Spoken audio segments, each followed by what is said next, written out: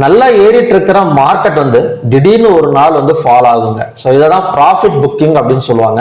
இந்த profit booking நடக்கிறப்பெல்லாம் பார்த்தீங்கன்னா கண்டிப்பா வந்து மார்க்கெட் வந்து ஃபால் ஆகும். அதுக்கு என்ன காரணம்னா ரெண்டு காரணம் இருக்கு. ஸோ ஃபர்ஸ்ட் எதனால ப்ராஃபிட் புக்கிங் வந்து பண்றாங்க அப்படின்னா, இப்போ ஸ்டாக்ஸ் எல்லாம் நிறைய இன்வெஸ்டர்ஸ் வந்து வாங்கி வச்சிருப்பாங்க. ஏதாவது ஒரு நியூஸ் பேஸ் பண்ணியோ இல்லைன்னா டெக்னிக்கல்ஸை பேஸ் பண்ணியோ ஸ்டாக்ஸ் எல்லாம் வாங்கி வச்சிருப்பாங்க. ஸோ அந்த ஸ்டாக்ஸ் எல்லாம் திடீர்னு பார்த்தீங்கன்னா ஒரு நாளைக்கு வந்து நல்ல ஹை வந்து வந்துடும். அதாவது நம்ம எதிர்பார்க்காத அளவுக்கு ஒரு லாபம் வந்துடும்.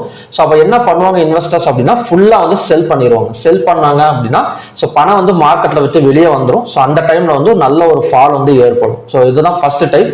ஸோ ரெண்டாவது டைப் வந்து என்ன நடக்கும் அப்படின்னு பார்த்தீங்கன்னா, ஒரு 3 டேஸ்ல ஏதாவது ஒரு நியூஸ் வரப்போகுதுன்னு வச்சுக்கோங்களேன். 3 டேஸோ 1 வீக்லயோ இல்லை நாளைக்கோ ஏதாவது ஒரு குளோபல் நியூஸ் வந்து பெருசா வந்து வரப்போகுது அப்படின்னா, ஸோ இன்னைக்கே என்ன பண்ணுவாங்கன்னா, கையில மார்க்கெட்ல எவ்வளவு ப்ராஃபிட் இருக்குதோ ஸோ அதோட வந்து புக் பண்ணிட்டு வெளியே வந்து அமௌண்ட் வந்து வச்சுக்குவாங்க.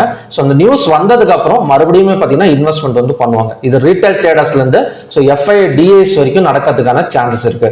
ஸோ இந்த மாதிரி இருக்கிற ப்ராஃபிட்டை புக் பண்றப்ப கண்டிப்பா வந்து மார்க்கெட் வந்து பெரிய அளவில் வந்து நமக்கு வந்து ஃபால் ஆகக்கூடிய சான்சஸ் இருக்கும். ஸோ இந்த சினாரியோ பேர் தான் ப்ராஃபிட் புக்கிங் அப்படின்னு சொல்லுவாங்க.